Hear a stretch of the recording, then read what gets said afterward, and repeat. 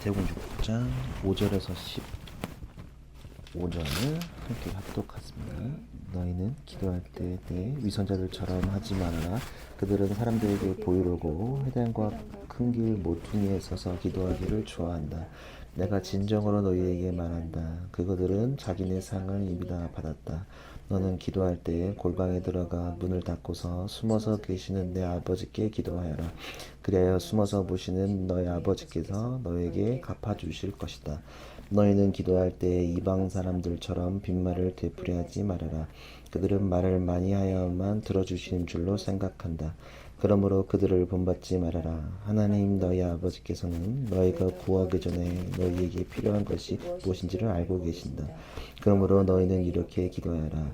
하늘에 계신 우리 아버지, 그의 이름을 거룩하게 하여 주시며 그 나라를 오게 하여 주시며 그 뜻을 하늘에서 이루신 같이 땅에서도 이루어 주십시오.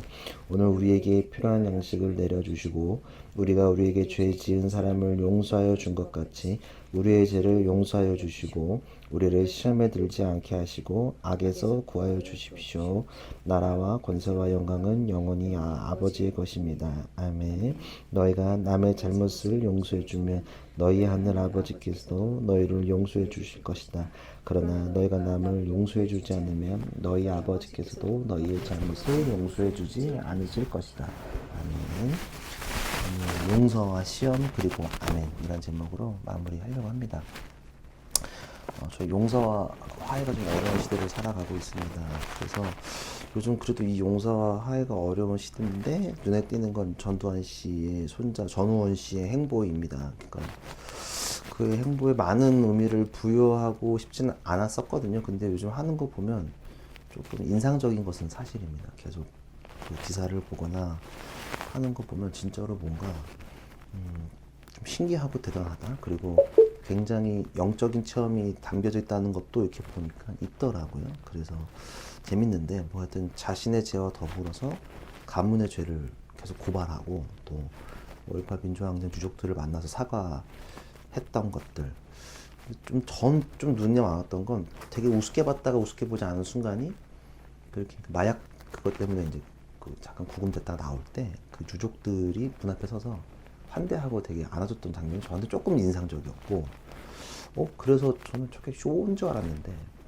되게 위로를 뭔가 하고 있다는 생각을 조금 했어요. 그리고 이렇게 광주에 가서는 그 어머님들을 만났는데 고맙다라고 전두환 손자가 와서 사과한다고 되게 고마워하는 모습을 보면서 굉장히 이게 힘이 그러니까 용서를 구하는 것 자체가 굉장히 힘이 있다는 생각을 이분 통해서 최근에 좀 하게 됐습니다. 다른 일본 사과하지 않고 막 골치 아픈데 막 이분이 하는 거 보고 좀 되게 저한테는 인사이트가 많이 왔거든요. 하여튼 뭐 이 사람이 진위 여부는 어떤 마음인지 정확히 사실은 잘 모르지만 일단 살인자의 손자가 사과하는 것만으로도 피해자와 가족들이 함께 울며 화합하고 있다는 사실이 조금 놀라웠고 또 그래요. 그래서 용서 화해는 명쾌하게 정리가 되지는 잘 않는 것 같습니다. 왜냐면 얽힌 실태가 너무 많기 때문에 마치 칼로 이렇게 탁 끊어내는 거는 아닌 것 같고 왜냐면 그 안에는 사람과 사람의 관계도 있고 또 마음 다양한 것들이 담겨져 있기 때문에 최근에 4.3 사건 같은 경우도 그것도 이제 막 풀기가 어려우니까 그래도 서로 용납하고 화해하면서 이렇게 무너진 일이잖아요. 근데 그것도 지금도 막 계속 이렇게 그 서로 막 사람이 죽어가고 이런 것 때문에 상처받는데 그래도 어떻게든 화해하고 용서하려는 시도들이 저한테는 좀 인상적으로 다가오긴 합니다. 근데 사실은 이제 전두환 얘기를 좀 시작했으니까 전두환은 사실은 죽을 때까지 사과하지 않았죠. 근데 사실은 전두환을 용서해준 사람은 있어요. 그러니까 사실은 이제 김대중은 전두환을 용서했단 말이에요. 끊임없이 그를 죽이려고 했는데 용서했어요. 왜냐하면 근무들 시절에 그가 주로 했던 게 이제 막 계속 잡아들여가지고 뭐 간첩으로 물고 이런 게 있었잖아요. 내란음력제 나중에 오공화 무너지고 했을 때 감옥에 있고 사면해준 게 김대중이었거든요. 근데 김대중은 사면해준 이유를 나중에 저도 찾아보니까 사실 정치적 이유보다는 종교적 이유 때문에 사면했다는 걸 보고 좀 큰 신앙이다라는 생각을 조금 했어요. 물론 카톨릭 신자긴 하셨지만 뭐 저는 그래도 에큐메니컬 운동에 조금 근감을 둬서 뭐 다르긴 하지만 같은 맥락이있다고 봐서 굉장히 저한테도 그 김대중이 용서한 게 물론 정치적으로는 그거를 욕하는 사람들이 많긴 하더라고요. 그거를 종교적으로 풀어내냐 끝까지 그냥 가둬놨었어야 됐는데 이런 말도 하긴 하는데 여하튼 보수 정권이 아니라 김대중이 풀었다는 게 좀 인상적이었고 거기에 종교적 의미가 종교적 자기가 신앙인이기 때문에 자기를 죽이려고 했던 그 사람을 용서했다는 사실이 조금 저한테는 인상적이었어요. 하여튼 계속 이게 계속 연결돼서 제가 생각나는 이유는 뭐냐면 전두환 때문에 전두환이 사과하지 않고 또 여태까지도 이어진 이유가 뭐냐면 그에게 주어진 의무를 행하지 않았기 때문에. 그러니까 이게 무슨 말이냐면 일단 주어진 의무가 있어요. 나라에 돈을 내야 되고 그 다음에 사과를 해야 되는 것들에 대해서 계속 법적으로 미뤘던 것들, 그러니까 도망가 버린 사람에 불과하기 때문입니다. 그러니까 사과를 해야 될 사람이 사과하지 않고 또 의무를 뭔가 감당할 것들이 분명히 추징금을 받았는데도 내지 않고 그냥 도망가 버린 사람에 불과하기 때문이죠. 그런 의미에서 오늘 주기도문에서 오늘 우리에게 죄 지은 자랑 용서해 준 것 같이 우리의 죄를 용서해 주시고가 굉장히 저한테는 더 의미 있게 다가온 것 같습니다. 사실은 지금 죄를 용서해 준 것 같은 거를 좀 본 뜻은 우리가 우리에게 죄라고 표현하기보다는 빚진 자를 사하여 준 것 같이 우리의 빚을 사하여 주십시오가 좀 더 맞습니다. 왜냐하면 성경 각주를 보셔도 이렇게 성경 속에 각주가 이렇게 있잖아요. 여기 보면 거기에 빚이라고도 나와 있습니다. 그러니까 그래서 우리말을 번역하면서 오해를 막기 위해서 빚에서 죄라고 의미 있게 맞게 번역한 걸로 보는 것이 맞습니다. 단순히 이 빚이 또 경제적 의미로 읽기보다는 단순히 어떤 빚, 1,000만 원, 2,000만 원 그런 요즘은 그게 상당히 쉬우니까 그 빚이 아니라 전두환 얘기한 인구처럼 의무를 하지 않은 어떤 것, 그러니까 의무를 해야 되는데 의무를 행하지 않는 것을 빚이라고 볼 수 있습니다. 그러니까 그래야 이 빚이라는 단어를 본질적으로 접근할 수 있습니다. 그리고 중간에 좀 많이 껴있는 게 가치입니다. 왜냐하면 가치는 뭐냐면 그 빚은 우리가 탕감을 받았고 또 그에 따라 빚을 사해야 된다는 것을 의미하기도 합니다. 왜냐하면 좀 당황스러운 것도 되게 개념식. 왜냐하면 죄는 우리가 스스로 해결할 수 있는 부분이 아니고 하나님만이 할 수 있다고 하는데 그럼 우리가 죄를 용서하는 건가? 아니면 죄를 사할 수 있다는 건가? 라고 오해할 수 있기 때문이죠. 그래서 요거의 의미를 생각하려면 말씀을 찾아봐야 되는데요. 마태복음 18장입니다. 마태복음 18장 23절에서 35절입니다. 마태복음 18장 23절에서 35절 요거는 한번 같이 읽어보면 좋을 것 같아요. 마태복음 18장 23절에서 25절입니다. 35절까지 천천히 읽겠습니다. 네. 네, 18장 23절에서 35절입니다. 네, 함께 합독하겠습니다. 그러므로 하늘나라는 마치 자기 종들과 샘을 가리려고 하는 어떤 왕과 같다. 왕이 샘을 가리기 시작하니 만달란트 빚진 종 하나가 왕 앞에 끌려왔다. 그런데 그는 빚을 갚을 돈이 없으므로 주인은 그 종에게 자신과 그 아내와 자녀들과 그 밖에 그가 가진 것을 모두 팔아서 갚으라고 명령하였다. 그랬더니 종이 그 앞에 무릎을 꿇고 참아 주십시오. 다 갚겠습니다 하고 애원하였다.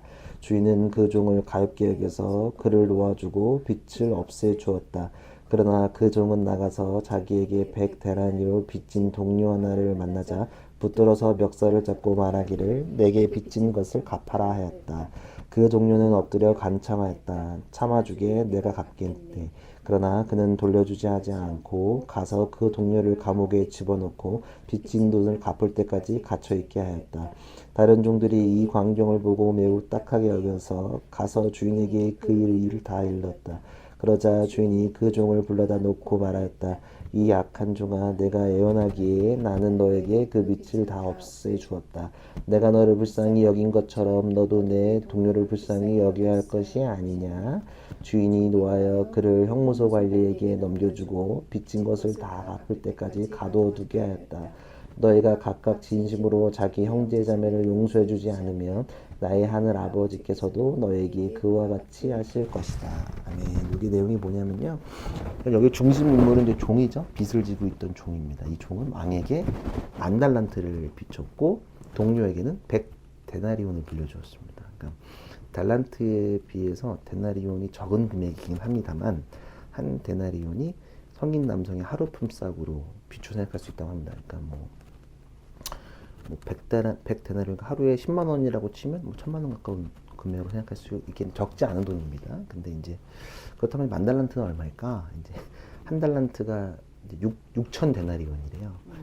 그러면 이제 즉 6천일을 일해야 벌을 수 있는 큰 돈입니다. 1년 300일 정도 일한다고 하면 20년을 일해야 되는, 쓰지 않고 벌어야 되는 큰 돈을 탕감받았다는 거죠. 그러니까 이런 채무는 왕은 탕감해 주었는데 사실 은혜가 아니면 감당할 수 없죠. 그러니까 빚이 사라지면 굉장히 기분 좋아요. 저도 학자금 대출 다 끝나는 날 굉장히 막 드디어 끝났다 싶은 생각이 조금 있었거든요. 그러니까 되게 행복감을 느꼈는데 사실 이 종은 큰 빚을 탕감받았지만 자기에게 100데나리온 빚진 동료를 붙잡아 돈을 갚을 때까지 감옥에 집어넣었습니다. 좀 사실은 아이러니하죠. 그러니까 이 소식을 들은 왕은 빚을 탕감을 준 거 취소하고 그 종을 다시 감옥에 집어넣었습니다. 그러니까 이게 이 비유를 통해서 우리가 죄가 무엇인지 좀 확인해 볼 수 있죠. 그러니까 죄란 갚아야 할 것을 갚지 않은 것. 그러니까 다시 말해서 의무 불이행을 한 거죠. 그러니까 경계적 개념이 아니라서 마땅히 우리가 갚고 행동해야 될 것을 하지 않는 것들이 죄입니다. 해야 될 일을 안 하는 것. 두 번째로는 인간의 능력으로는 하나님께 빚진 것을 갚을 수 없다는 것입니다. 그러니까 우리의 노력으로 갚을 수 있는 은혜는 사실은 없습니다.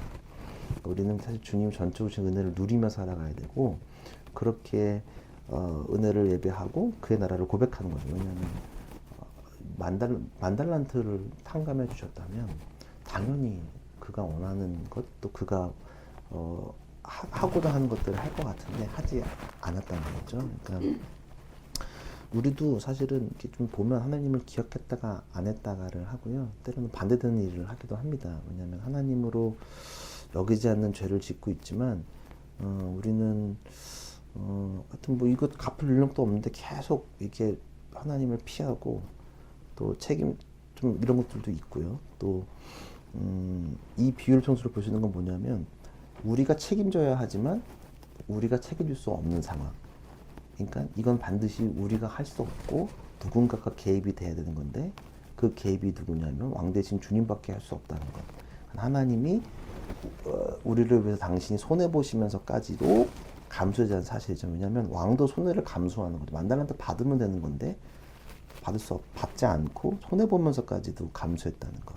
갚을 능력이 없는 종을 불쌍히 여기셨다는 게 굉장히 핵심입니다. 그러니까 다시 보면서 나를 용서한 것처럼 용서받은 것처럼 널 용서라는 얘기가 뭐냐면 인간끼리 잘못한 것은 하나님이 우리에게 행하신 은혜에 비하면 아주 작은 일이라는 것을 강조하는 것입니다. 물론 기억해야 될 건 사람과 사람이 지은 죄가 별일이 아니라는 것은 절대 아닙니다. 그러니까 별일이 아닌 게 아니라 하나님이 우리를 탕감해 주신 게 매우 크기에 사람끼리의 것은 조금 작아진다는 것을 의미합니다. 그래서 하나님께 진정으로 용서받은 사람이 진심으로 형제를 용서할 수 있다는 것입니다. 그러니까 거꾸로 생각하면 진심으로 형제를 용서하지 않는다면 어쩌면 하나님께 용서받지 않을 사람일 수도 있다는 것입니다. 그래서 용서하지 못한 사람을 다시 잡아들여 빚을 갚게 하는 왕의 모습을 볼 수 있는 거죠. 그러니까 하나님이 주신 게 너무 크기에 또 손해까지 보셨잖아요. 그러니까 손해봤다는 게 우리는 이제는 알죠. 성금을. 당신의 아들, 하나밖에 없는 그 아들을 희생시키는 만달란트 그 이상의 값어치겠죠. 그런 것들 손해보면서까지도 우리를 위해 탕감했다는 그 사실을 우리가 좀 잊지 않아야 한다는 거죠. 그러니까 하나님의 용서를 우리가 제대로 받아들이면 평화를 누리게 되죠. 그래서 이 평화를 잘 누리려면 탕감받다가 뭔가 속이 뻥 뚫린 듯한 느낌을 받고 그 누리기 위해서는 우리가 죄인이라는 사실을 늘 기억해야 되고요. 근데 우리가 늘 이 죄인이라는 사실을 망각할 때가 많고요. 우리는 자꾸 망각해요. 처음엔 감사했다가 자꾸 망각해져가지고 그러면서 좀 자존심을 세져가지고 작은 상처에도 견디지도 못하고 우리에게 나한테만 집중하고 천지를 만드신 하나님을 생각하지 못할 때가 굉장히 많이 있다는 거죠. 그러니까 하나님을 잊고 잊어버리고 자신에게만 집중하는 것이 얼마나 하나님께는 큰 모욕으로 느끼는 건지 우리를 잘 모를 때가 많이 있습니다. 그러니까 은혜와 구원은 사실은 거저 줬다는 게 이런 표현인 거죠. 만달란트 이상의 값어치인데 그냥 거저 우리에게 주셨다는 그 사실을 우리가 잊으면 안 되고요.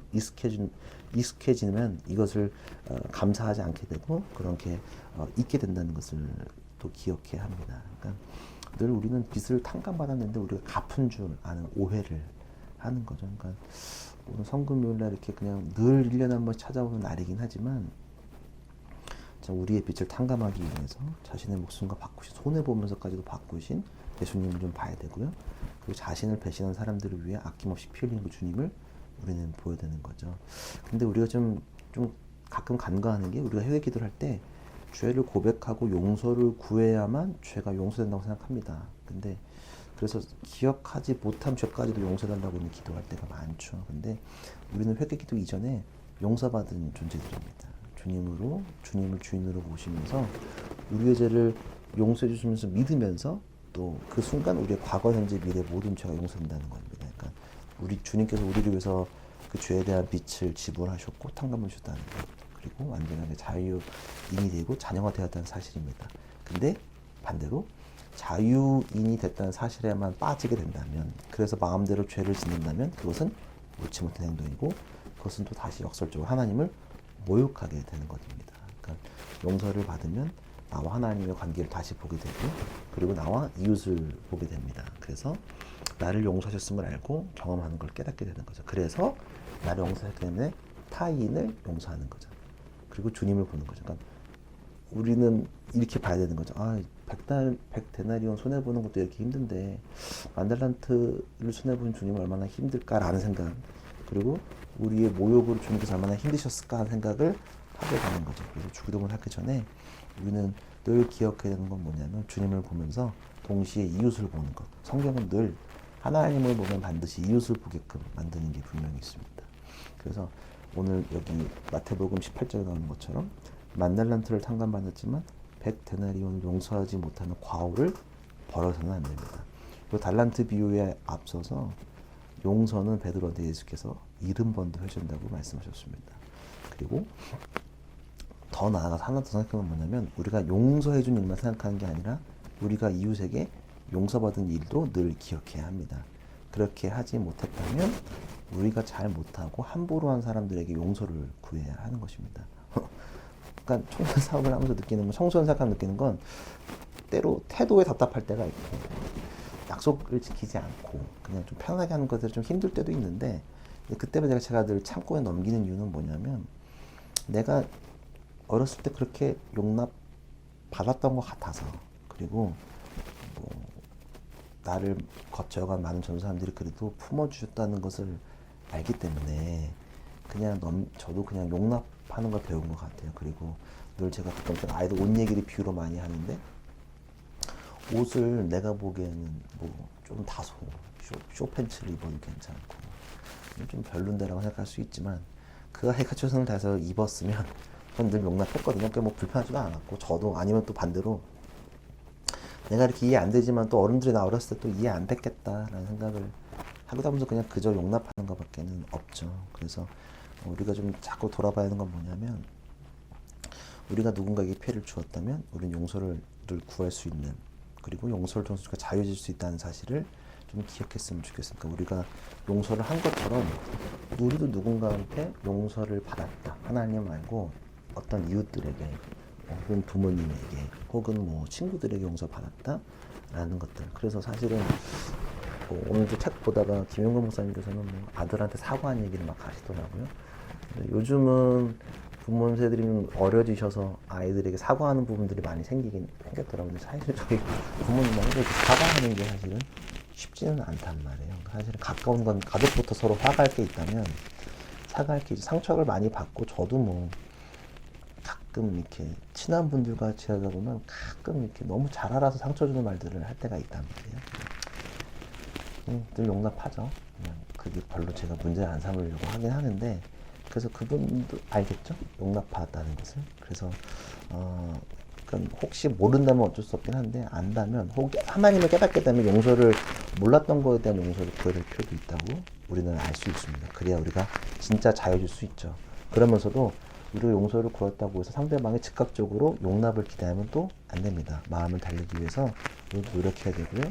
또 겸허한 마음으로 또 우리가 성장하면서 것들을 좀 봐야 되고, 우리가 그래서 빚진 마음으로 산다는 고백을 해야 되는 겁니다. 그러니까 하나님의 용서를 체험하면서 다른 사람을 용서하는 법 우리는 배워야 합니다. 그래서 더불어서 우리가 용서를 구하는 일도 행하는 것들. 그래서 오늘 주기도문에 나오죠. 하나님을 용서하신 것처럼 이웃을 용서하는 고백이 그렇게 나오는 거죠. 그래서 주님께서는 다시 한 번 더 14, 15절에 오늘 본문 14, 15절에 또 강조해요. 끝나고 나서 14, 15절을 보면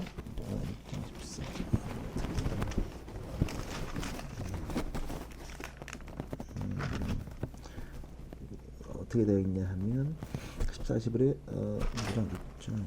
제가 잘 안 보이네요. 네. 14, 15절에 너희가 남의 잘못을 용서해주면 너희 하늘 아버지도 너희를 용서해 주는 것이다. 그러나 너희가 남을 용서하지 않으면 너희 아버지께서 너희 잘못을 용서해 주지 않으실 것이다. 라고 한 번 더 강조하시는 거죠. 용서가 되게 별거 아닌 것 같은데 그냥 단순히 인간적으로 용납하고 그냥 좋은 게 좋은 거지가 절대 아니고 하나님이 우리를 용서하셨고 그걸 우리가 알기 때문에 그리고 물론 하나님이 손해보셨고 나도 손해보는데 내가 손해보는 것은 하나님이 당신의 아들을 내어주는 것만큼 그 손해만큼은 아니라는 거. 그래서 무조건 용서라는 게 아니라 그래서 우리가 좀 더 이해하고 여전히 불편하지만 받아들인다는 게 있는 겁니다. 그러니까 용서가 되게 중요한 게 뭐냐면 사실은 한식탁에 있지만 여전히 불편한 동거를 할 때가 많이 있어요. 교회 내에서도 저희는 뭐 식구들이 뭐 얼마 없지만 큰 교회들은 한 교회가 한식탁에 있는 건데 그냥 불편한 사람들이 굉장히 서로 얽혀지면서 용서하지 못하고 교회에 신앙생활하는 것들이 많이 있는 거죠. 그러니까 여전히 그런 불편한 동거를 좀 다 내려놔야 되고 서로를 용서하고 용서를 구하고 용서하고 하나님께서 우리를 탕감하신 것을 잘 기억하는 또 하나님을 경험하는 것들이 굉장히 필요한 것입니다. 이게 용서가 참 별거 아닌 것 같지만 많은 되게 중요한 거를 요즘 강조가 굉장히 많이 되어 있다는 사실을 우리가 볼 수 있죠. 그리고 13절 A 우리를 시험에 들지 않게 하시고 악에서 구하여 주십시오. 우리 사회는 참 이리저리 시험이 많습니다. 학교 다닐 때만 시험 보는 줄 알았는데 나와서도 뭐 자격증에 진급에 들 시험이 있고요. 또 시험을 잘 보기 위해서는 미리미리 준비해야 되는 것들이 있습니다. 그러니까 벼락치기로는 사실은 시험 잘 볼 수가 없죠. 그리고 늘 출제자의 의도를 파악하고 그에 맞게 정답을 찾는 것이 매우 중요합니다. 그렇지 않으면 시험 잘 보는 게 굉장히 어렵죠. 근데 주님의 가르쳐주신 기도에는 시험에 들지 말게 해달라는 간구가 담겨져 있습니다.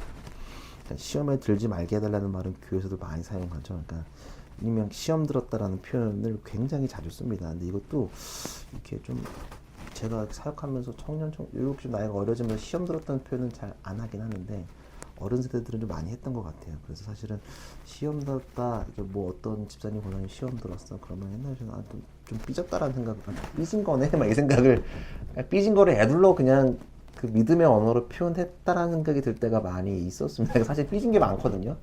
뭐 섭섭한 것도 있고 아니면 뭐 내가 장로인데 권사인데 내가 교회에서 토박인데 내가 헌금을 많이 했고 뭐 내가 헌신 많이 했는데 나는 무시했고 뭐 하여튼 거의 삐진 거 제가 제 기준에서 이게 뭐 100%는 아닌데 그런 게 제가 이렇게 좀 저도 사역을 오래 하고 돌아보니 그런 것들이 많이 있었던 것 같습니다.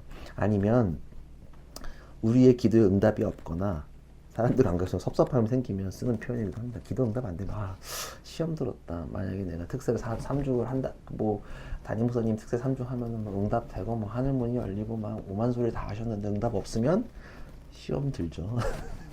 많이 그렇죠.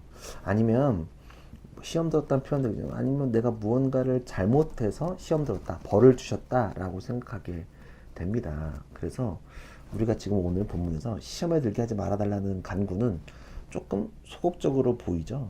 근데 이 시험을 피하는 기도는 굉장히 적극적인 기도 내용입니다. 먼저 시험의 의미를 잘 봐야 되는데요. 시험은 하나님이 주시는 것이 아니라는 것부터 해야 됩니다. 이게 야고보서 1장에 있습니다. 야고보서 1장 한번 찾아보시겠어요? 약이라고 되어 있겠죠? 야고보서 1장입니다. 3절, 4절 먼저 볼까요? 3절, 4절. 야고보서 1장 3절, 4절. 네.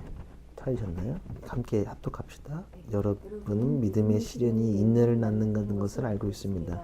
여러분은 인내력을 충분히 발휘하여 조금도 부족함이 없이 완전하고 성숙한 사람이 되십시오 하고 12절에서 15절 함께 읽겠습니다. 12절 15 시험을 견뎌낸 사람은 복이 있습니다. 그 사람은 그의 참됨이 입증되어서 생명의 면류관을 받을 것이기 때문입니다.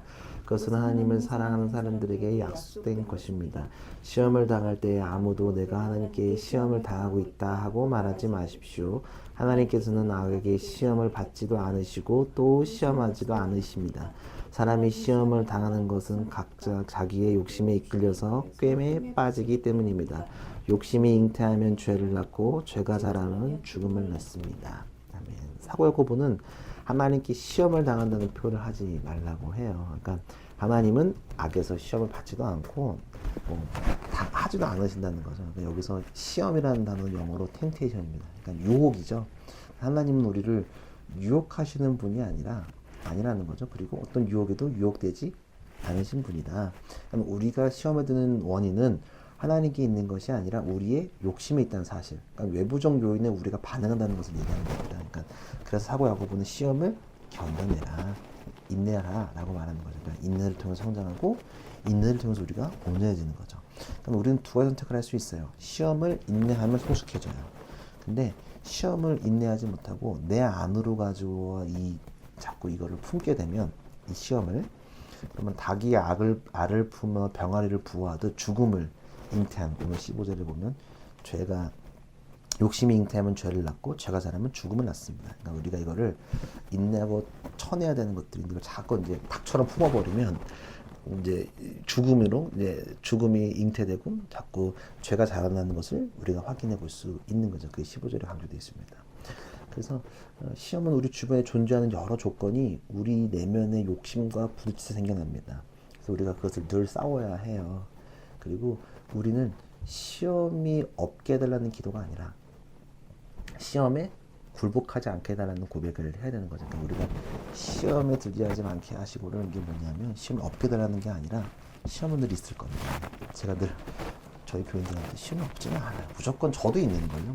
저도 늘 시험 당하는데 그래서 굴복하지 않게 해달라는 것들이 굉장히 중요한 거죠.